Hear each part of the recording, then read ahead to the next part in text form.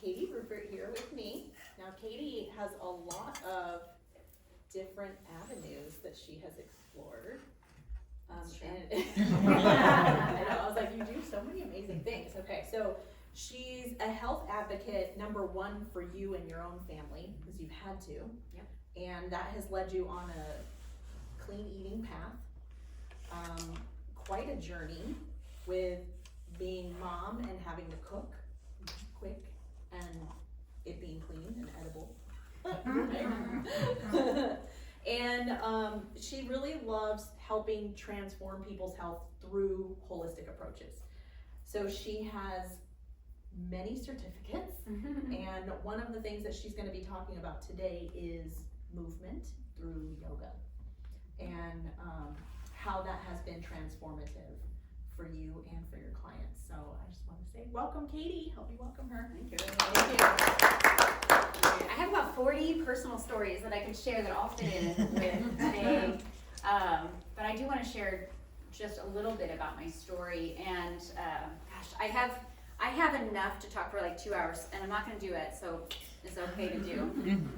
But there's so much I want to share that fits today that my brain's firing. But when it comes to, let's see where I want to start. I'm a story collector. I like to tell stories and I like to collect them. It's kind of one of my gifts. And when I think about how my path has, when I can look back, you can look back and like, oh, everything connects to each other. And I came to yoga. I mean, this is such an interesting story. I grew up in a very conservative, almost oppressive home, where yoga was believed to be bad, demonic, wrong. I'm gonna have evil spirits. But my mom had this cute little VHS of, I can't remember what it's called now, but I think it was Denise Austin who does like Denise walking. Austin.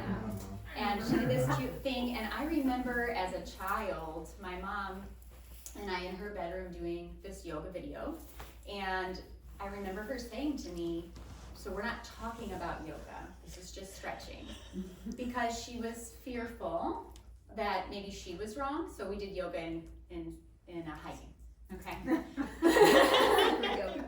Secret yoga. And I'm a high achiever. I want to learn everything, I want to do everything, and I want to win, and I came very naturally into that. And so for the first X number of years of my life, I just did that, and I was really good at it. And then at some point as an adult, the things that got me to that place stopped working, and the stress starts building. Things like getting married and having kids, and just all the things, having that job where you're meant to sit. I never knew I had ADHD until I got a full-time job so that I could survive and pay the house payment. And I was asked to sit in a chair for 8 to 10 hours a day, and I have never had to do that. I've always been so active, and I didn't know that I wasn't trained, and so I've always felt like a freak. I'm like even today, I even think about it still. I take my shoes off, I sit cross-legged. I'm just like have to be me out loud, and so many years I oppressed that. So I came to yoga. I don't know how not to share this. So I run my own Pampered Chef business, and I've been doing it for a little over 13 years. During COVID, there was 1 week where I thought, oh my gosh, how am I going to pay the bills? Because I was making all of my money by going into people's homes in a small group in a very close tight knit area. And I was like, I can't do that anymore. I'm not allowed to, right? And then within a month, I was making more money than I'd ever made in my whole life. And I was shocked. And so what that did, I kind of went through it, tied my identity up with work. And there was one day I remember, I need more life balance. I've always been holistically minded. I just need more work-life balance. And I remember shutting my computer. I used to have this thing where I was like, I'm not a slave to your computer. And I'd shut the thing, and then I'd go like do something else, just as a personal mantra. But I remember one day going downstairs, proud of myself because I was stopping work early, and I was going to go and expected family time, connection, being with my loved ones. And my daughter was playing in the cul-de-sac, and my son was on his video games, laughing, having a great time. I don't know what my husband was doing, but he was not around. Probably playing video games too. And I was alone. And all I remember is thinking, do I clean the house? And then I was like, no, it's so much more valuable to go back to work. I can just go back to work and I feel valuable there. And I knew in that moment something had to change. And I remember that yoga has always been appealing to me. I've always loved it. I had, good experiences with it. I've always had that mentality of like, I do my exercise, check the box, and then kind of stationary the rest of the day. But that's really not how we're designed to be. We're intended to move all the time and not really be stationary at all. And so when I was trying to come up with something like, what could I do to bring more balance? And since I didn't quite trust myself at the time, I was like, I gotta sign up to do something that's gonna force me to focus on myself.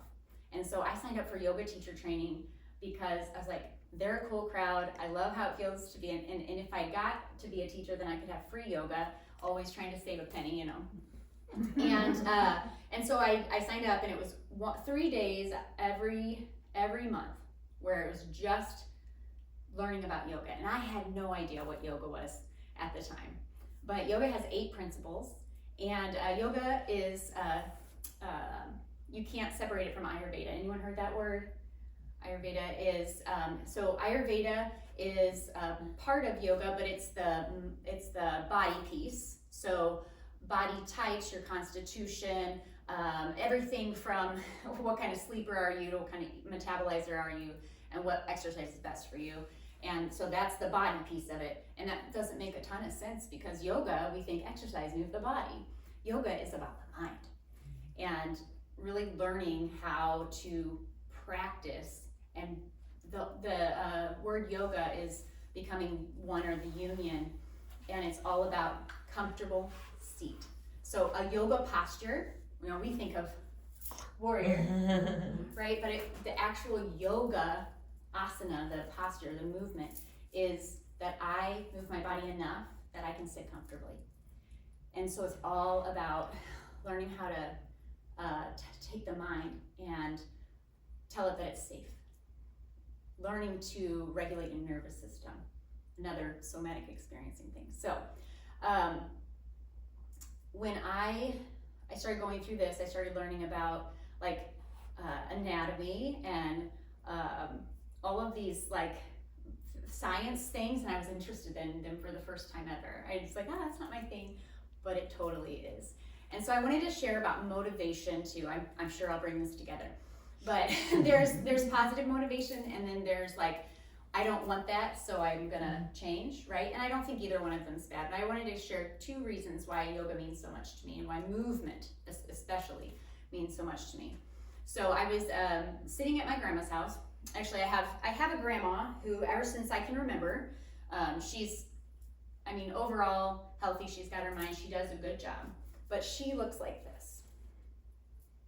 Okay, she's not heart forward anymore. Do you guys know people like this? Mm-hmm. Have you noticed or say, so that's called kyphosis, and it has, I don't know, I'm very aware that I'm in actual, I went to school for this people, room, but I do know that fascia and muscle tissue, it all is connected, and if we don't move it, if we don't keep it lubricated every single day, there was this one really impactful fascia video that I highly recommend about, they called it the fuzz. You have to break up the fuzz or it gets thicker and tighter, and it's just our body trying to take care of itself.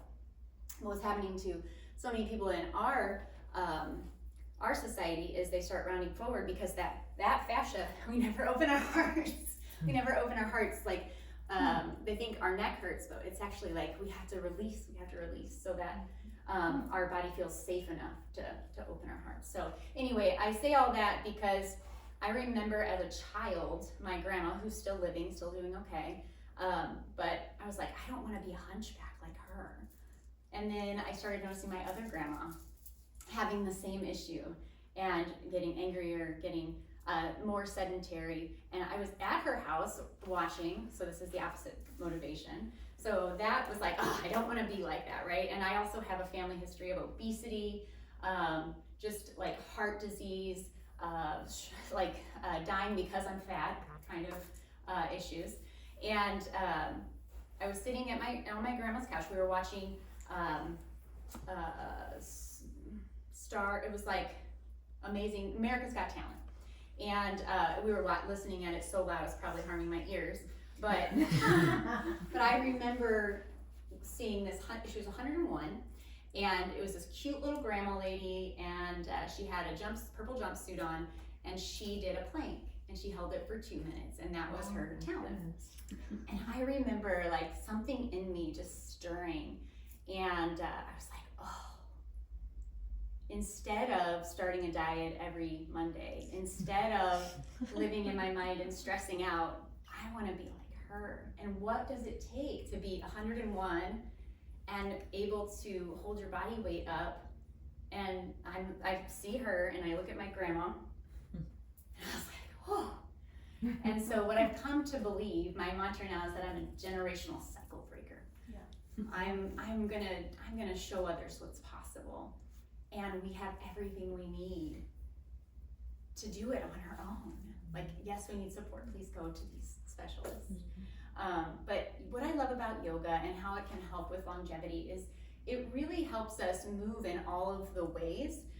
If we can be comfortable in our mind, right? So we're working through our mental, emotional, physical issues, whatever they are, we can face life.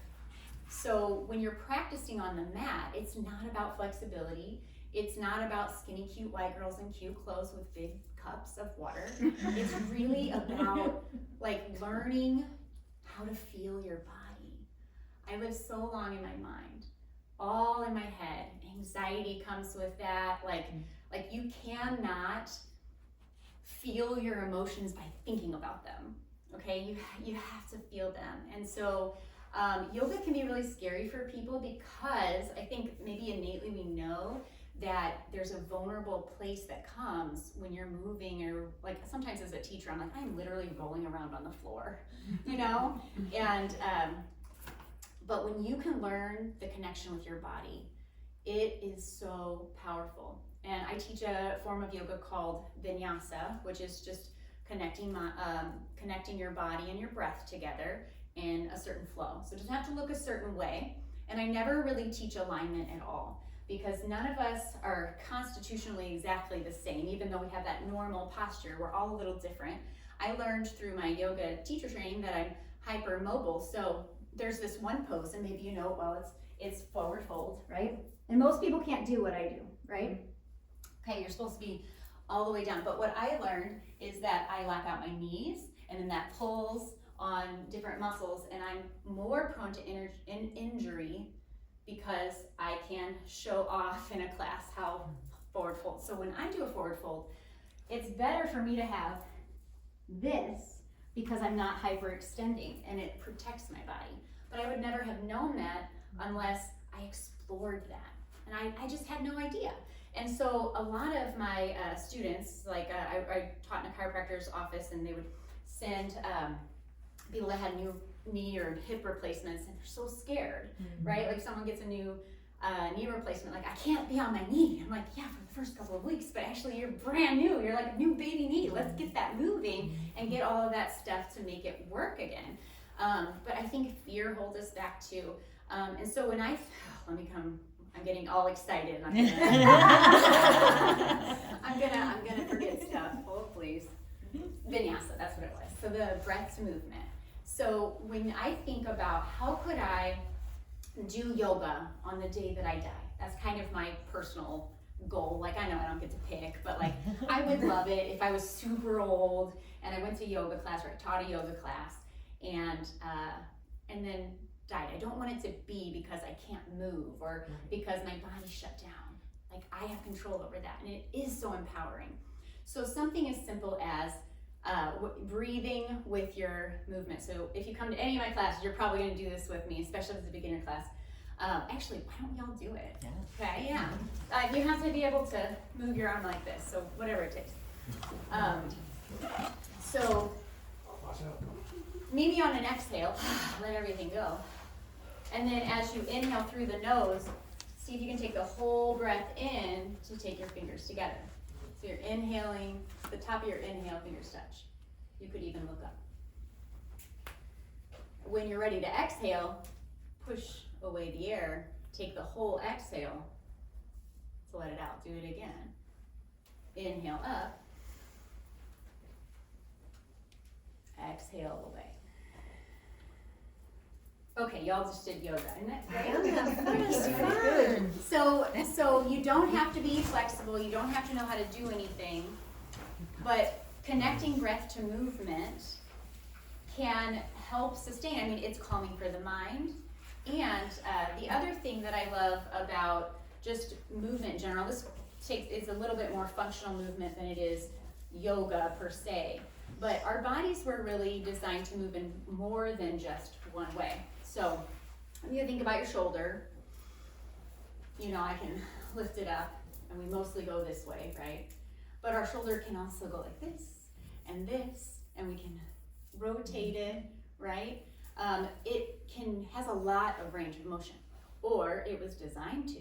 So if we're not constantly opening up our heart, then we start to round forward, and we just adapt. Our bodies are so smart. So if I were to give advice to someone that wants to start yoga, learn to breathe and practice sitting comfortably and not in a chair. So there's all kinds of ways to sit too. We don't think about it. So you could sit up against a wall, right? Think about all of the 80-year-olds that can do this. How many do you know? Maybe one? Yeah. I know a 65-year-old that can do this, And so if you can sit from the floor and get up, hands or no hands, you're going to be able to take yourself to the bathroom. You're going to keep yourself out of a nursing home. You're going to help your family. You're basically gifting your family. The ability to care for yourself longer is also emotionally giving, and it's healthy, and it's financially supportive of your entire legacy. Just because you move. And so walking is a great place to start, Also, we have different things that we always move forward, right? Think about opening the kitchen cabinets, sitting in a chair, laptops, but we don't always open our hearts, or the hip flexor thing, being able to go the other way. And one thing that I feel we all lose sight of, we knew it at some point, that hanging is really important, being able to hang. But how many adults do you know that go to the monkey bars or whatever?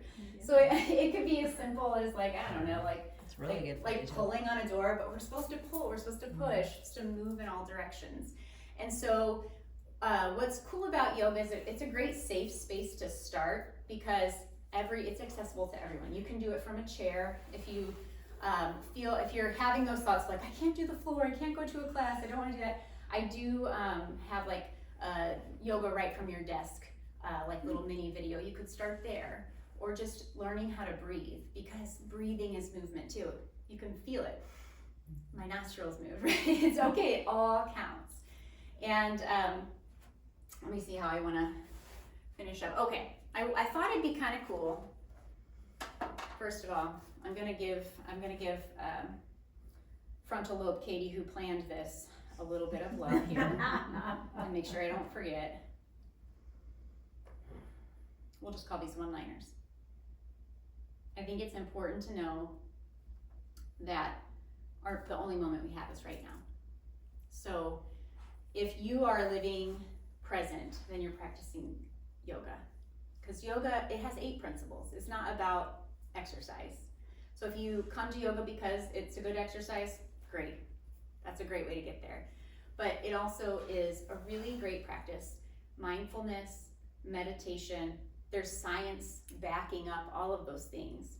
But one of the principles of yoga is non-attachment. That's the English translation of it.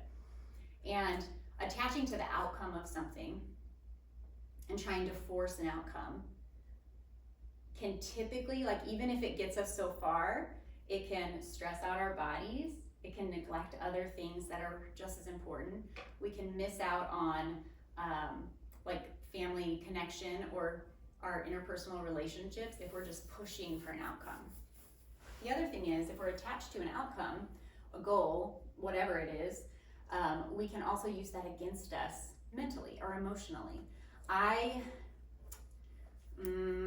don't know why I'm using this example, because I'm so like anti-diet culture, but if I want to lose 10 pounds and I lost 8, and I didn't get, if I'm so attached to that outcome of 10, I miss out on the 8. I miss out on the journey. I miss out on the experience of life. That's what we're here for, is to experience life in the journey. It's really not about the outcome. So being like open-handed about what we want to accomplish in our life, even if we do still have vision, if we still have goals, things that we're working towards. But fear can't be in the present moment. We're either thinking about the past or the future.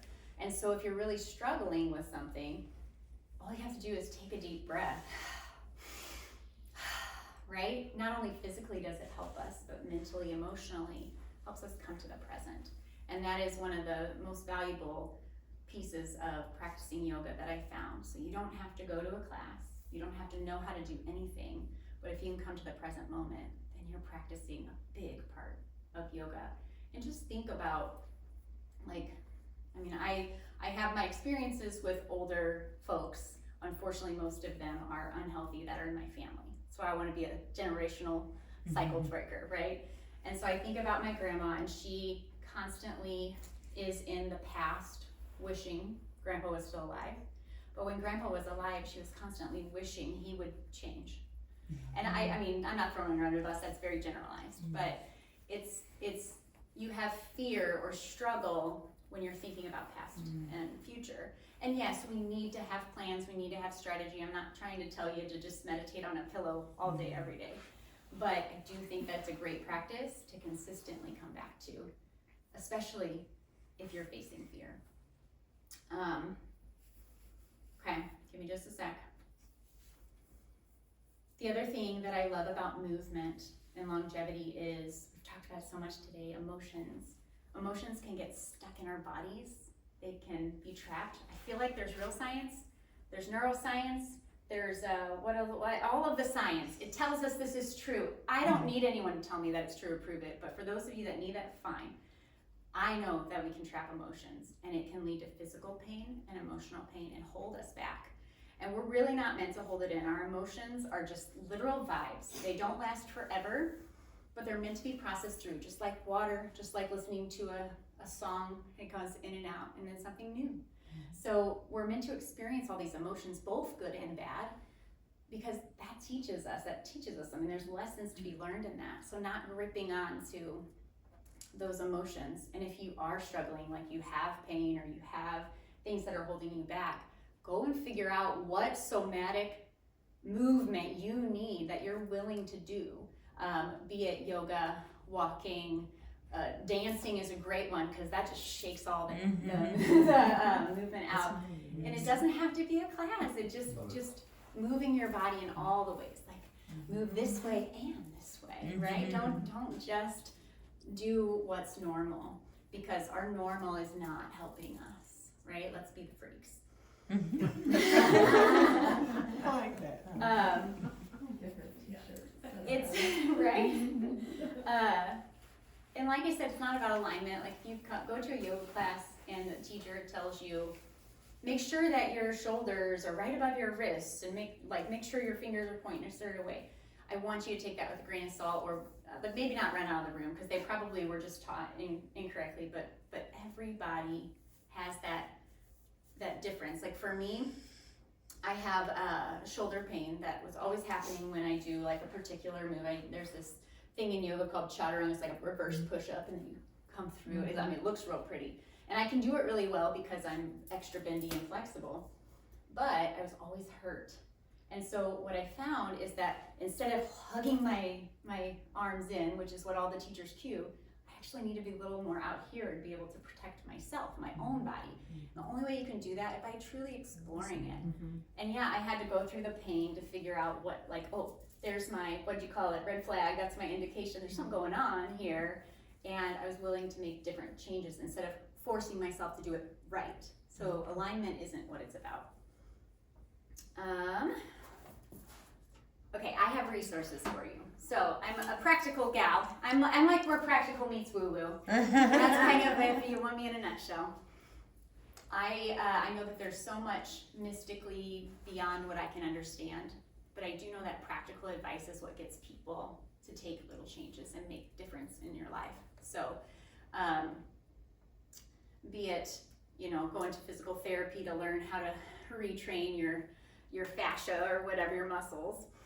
I wanted to give you resources. So first of all, by and large, my very favorite resource as far as movement and longevity of life goes is a book called Move Your DNA. It's by Katie Bowman. And she talks about just the body moving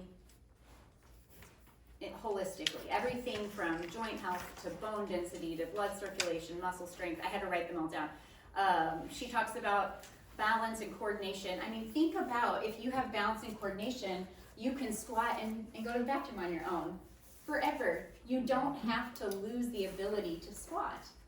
I can prove it by there are 98-year-olds in Japan sitting on the floor to eat and moving in all contorted ways, pulling weeds from their garden. Like, it doesn't have to be exercise. It can literally just be movement. And being able to maintain your strength, your flexibility, and your mobility through regular movement. You have the power to do that. That helps you remain active and independent in your later years. So gardening, cleaning, playing with kids, believing that you can sit on the floor and stand up. Come on, you can do it. You can do it. And I understand why people say, oh, I can't do that, or I'm not strong enough, or whatever. But you have to, it's never too late either. Just like if you need to start with body weight, if you need to do a push-up at the wall, if you know what I mean, any of that, just believing and believing in your older generations that they can. Those little steps really make a big difference. Okay, I have other resources. So that book, for sure, is one of my most faves. And then back to Ayurveda. Ayurveda, it sounds like such a fancy word, and there's so much in it. It's like a whole scientific system. But here's what I'll tell you about it. They already figured this out before we forgot and came to the West. Everything that we're learning now that's making such a big impact in our holistic world, it's already been figured out. So we can trust it even more so, but I do want you to experience in your life. So if you want a really practical book about Ayurveda without having to learn a whole bunch of new words or know the science behind it or anything like that, there's a book called Change Your Schedule, Change Your Life. I don't know how to say the lady's name, but it'll come up. It's a long name, just know that. I can look it up for you in a little bit. And it talks a little bit about your bio-individuality and how to adjust for that, right? Pretty much we're all the same, but we all have our little differences. And there's practical things that have impacted my life in such huge ways. And one of them is the circadian rhythm thing. I learned with my body type that as long as I wake up by 6, that's my window where if I wake up at 7 or 8 or 9, I'm going to be more tired and in they call it the kapha, or the heavy, the earthy stage of the day. If I wake up when I'm in, they call it the pitta time of the day, where that's like, oh, let's go, let's get like that energetic fighter, like competition person. If you wake up in those hours, you're going to have more energy naturally. And then the other thing is, or the other one, so going to bed before 11 o'clock was a game changer. And so I always say, the train leaves the station at 11. And I find it to be so true. If you can't get yourself into that first round of deep sleep before they call it the vata. I'm sorry, I'm using words I wanted to use English words. But but this like airy, overthinking, the ADHD kind of brain waves, we all kind of experience that, like scattered and airy. If you are awake when that hits, you have to wait it out. So you're going to struggle to get to sleep all night long. So that one practice of Ayurveda, just going to bed before the train leaves the station and waking up before the grogginess sets in, huge difference. My husband used to call me Sleepy Katie because I would like stumble into the bathroom and like say weird things, or like, I don't know, kind of like the whole like put the milk in the cabinet kind of thing, you know? And so that one, and the second one was letting your body, no matter what your digestive type is, but letting your body have enough time to digest so that your body actually can repair when it's sleeping. And so one of the principles of Ayurveda is to not eat after the sun goes down, which for some of our culture is absolutely bonkers. But when I took this practice seriously, and they also say, like, you're also, the other piece of it that I think is a little less accessible to a lot of standard American schedules is to eat your smallest meal of the day for dinner, and supplement your meal with supper. Supplement your nutrition with supper. So biggest meal of the day towards the noon hours, so that you have the most time to really use that energy the rest of the day. And I will say I worked through a lot of my poop issues by stopping eating after the sun goes down. And what happens is your body can rest. And then when you sleep, it can actually repair. But if you go to bed after you eat, then it's gonna take all of your sweet repair time to digest and work on that. So I didn't write a conclusion, that's not kind of my style, but I hope that if I could leave you with anything, it's just like all of your movement matters. Like, just because you can't do it the way you feel like you should, it doesn't mean it doesn't matter. If you can move your arms and breathe at the same time, then you're doing something, and it does matter. Those little tiny things over time make such a difference, and you will find that you are ready for more after you, like, everything that is easy now was once hard, and that's the same with our movement. If you feel so far gone, just know you're not. You can start today. Oh, and I did have one more resource for you, and it's called Yin Yoga. Yin, Y-I-N. And I guess this will be my conclusion. So you guys remember the yin yang sign? It was really cool in the 90s, all right? Yin and yang, the dark and the light. We know this concept.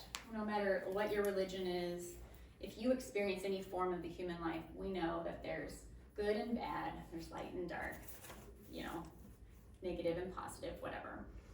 And when you think about yoga, like I teach a power vinyasa, which is truly not yoga, it's exercise, okay? And it's like you're getting your heart rate pumping, you're using your muscles, you're building strength and flexibility.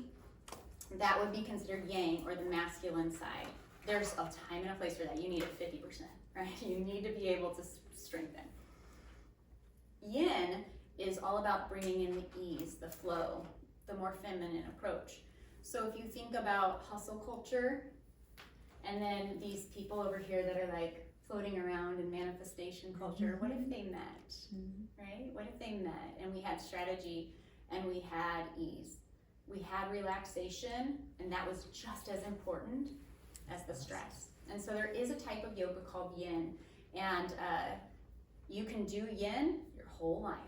It is basically done on the floor, and it's more about learning to surrender to movement and letting your body take over. So what it really does is it holds a pose long enough that the joint, it's almost like, I guess you could call it stretching the joints instead of the muscles. Gentle, but it helps release fascia and stored stress. So think about, like, you could just be, you always do it on the floor. I want to show you, but I will just refrain. You guys know child's pose, where you have your hands out or whatever. So basically in yin yoga, you would prop up, get real cozy, get as comfortable as you can, and then you breathe. And every time you exhale, you think about, how could I relax a little more? How could I release a little effort? It's such an opposite approach to any other movement we do, but it's just as important. Joint health is just as important as muscle strength. You have to have both. And And so yin yoga would be a suggestion or a resource if you've never done yoga, or if you're feeling like you don't have a lot of mobility. It's a great place to start. It is also challenging. It is very challenging to sit in one pose for 3 to 5 minutes. Think about how hard it is not to fidget. It's about surrendering the mind, the breath, and the body. So at the place I teach, I'm just a substitute for yin. I'm certified in it. But 4 o'clock every Sunday they offer it, so I highly recommend it. I trust all the teachers there are good, but if you want to give it a shot. So those are a few resources. Thank you guys so much for letting me share my little passion. And yes, Where do you teach? detox yoga. Detox. Is it- It's in Winghaven. Yeah. And my actual class schedule is in Winsville, but I sub a lot for the Winghaven location. And I mostly teach officially at a studio because of the community that's attracted to it. I like the people that I meet, so, yeah. Any other questions? There's a nature yoga studio, like in the North St. Peters, North O'Fallon area. Throwing that out there. So when you were talking about like is there somewhere you can go to just find kind of like your type? When you were talking about like the types, you're like my type of. Oh, yes. You see what I'm So I think a great place to start for it's called the doshas in Ayurveda, the Uh-huh. body types. Okay. Banyan Botanicals has a fantastic, it's a website. They sell herbs and stuff. Okay. They have a dosha quiz there. Okay. I highly recommend. And then that book that I recommended, the Change Your Schedule, Change Your Life, they Okay. have 3 different quizzes, and she takes her approach like your exercise type or metabolism type, your sleep type, and your movement type. And I was a different dosha for all 3, so it's kind of like anything else. You have a little of everything in you, but you will have a dominant one. What was the website again? Banyan Botanicals. And then I actually I didn't think that I was going to share this, but one of the ways that I umbrella all my passions together is with an event each month called Mindset, Movement, and Meal Prep. So I give you my favorite mindset prompts. I talk a lot about what I talked about today. And then I do my favorite Lazy Mama meal prep so that you can have real food real fast, you know. So I do that event once a month on Facebook. So if you're on Facebook, you're welcome to be part of it. I do my inviting based on your birthday, but no, it's not limited to birthday only. That's just how I invite, so it's not everyone all the time. So yeah, but I would love you guys to be part of that. I'm starting that this week. What does that mean? You only come during your birthday month? Or how When does it it's work? your birthday month and you're my friend on Facebook, you'll get a personal invite from me to go to that event. Okay. That's how I keep myself accountable to having people there. But yeah, I do run it every month, and everyone's welcome every month. It does pretty much stay the same every month too. Although I've grown over the years. So yeah, you guys are welcome to be part of that. And I'll give everyone a card because my QR code has a link to that event. Very good. Okay, cool. Thank you. Awesome. Thanks Thank for you. having Any other me. questions?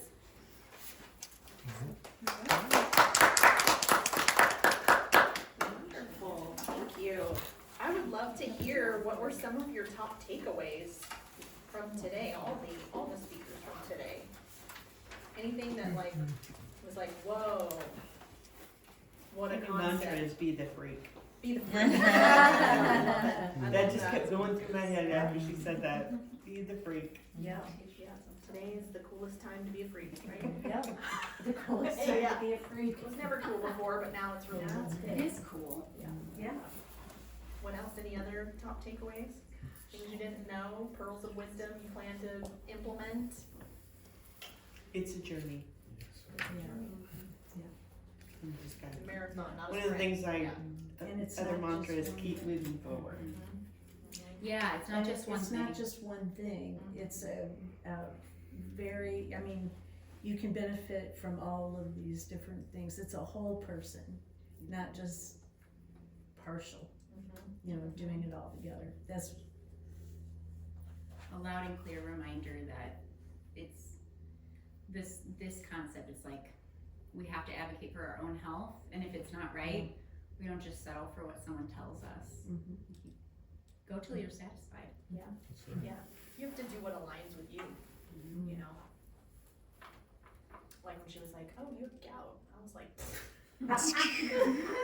No. Yeah, she was like, I can offer you steroids. I go, not taking that. And she was like, high dose, ibuprofen or whatever. And I was like, no, I haven't had a Tylenol in 20 years. I am not taking that. She was like, oh, okay, well, I go, you can just give me my discharge papers. I was like, all right. I'm like, okay. I just want to know if it was broken. What else? Anything else that's a top takeaway that you want to implement right away? Recording myself with positive affirmations to re-listen to as a reminder. Love that. Yeah. The mind is so powerful. Yeah. Oh. You want to turn it off? Well, we can either turn off or finish with you, I just wanted to know. Oh. Finish with her. Alright. No, I'm kidding.